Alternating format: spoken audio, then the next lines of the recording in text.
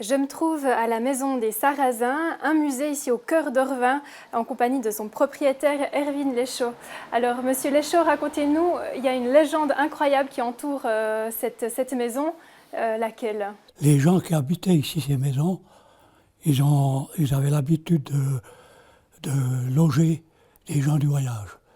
Et puis une fois, ils ont eu des Sarrasins qui ont vécu quelques jours ici. Et puis quand ils sont partis, en remerciement pour tout ce qu'ils avaient eu ici, ils ont dit vos maisons, elles sont protégées du feu. Et puis le village d'Orvin, il y a eu trois gros incendies. Il y a eu jusqu'à 60 maisons brûlées. Et ces maisons des Sarrasins sont toujours là. Alors, je propose qu'on découvre quelques endroits de cette incroyable maison. On y va? Alors, monsieur Leschaud, vous m'avez dit avoir eu envie d'utiliser cet endroit comme dépôt. Vous avez une entreprise de décolletage.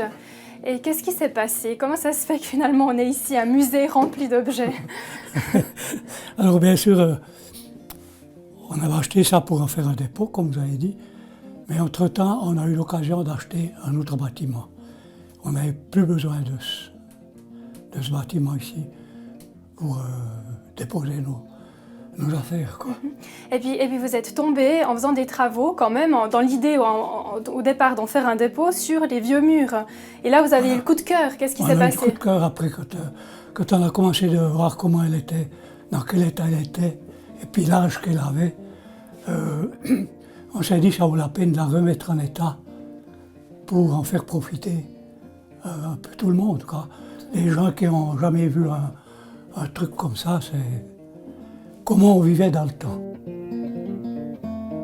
Il y a beaucoup de personnes qui tombent qui ont entre leurs mains un patrimoine qu'ils héritent par exemple.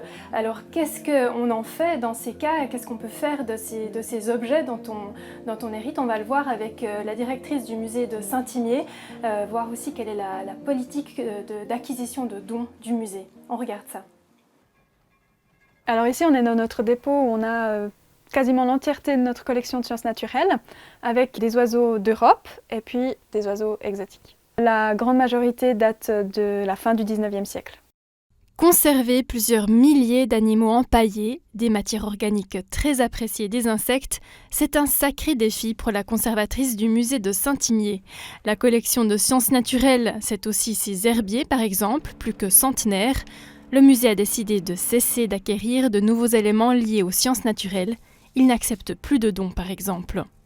Ça reste des pièces fragiles et qui ont tendance à être infestées, donc c'est clairement difficile. Et puis, on est maintenant aujourd'hui un musée régional. À l'origine, on était un musée scolaire qui avait vocation justement aux sciences naturelles. Les anciens conservateurs du musée étaient les professeurs des sciences naturelles à l'école de Saint-Imier. Aujourd'hui, on est un musée régional.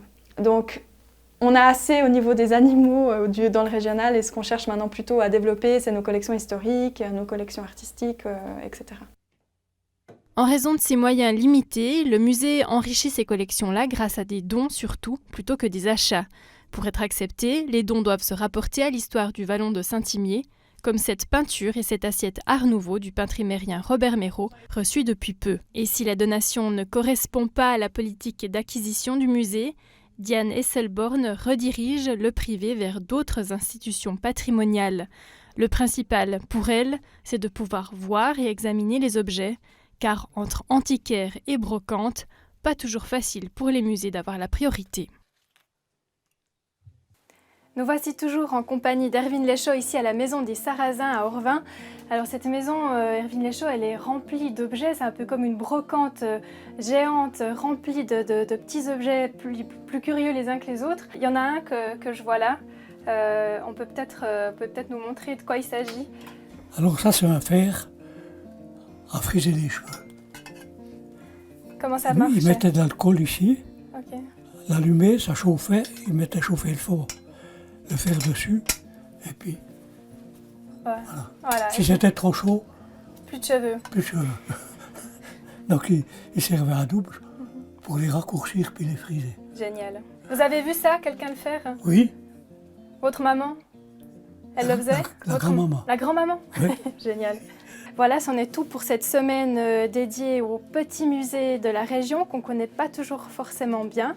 La semaine prochaine, on lance une nouvelle série d'infos été, cette fois dédiée aux startups de la région. Alors merci beaucoup d'avoir été en notre compagnie et une belle suite de programmes sur Télébilingue.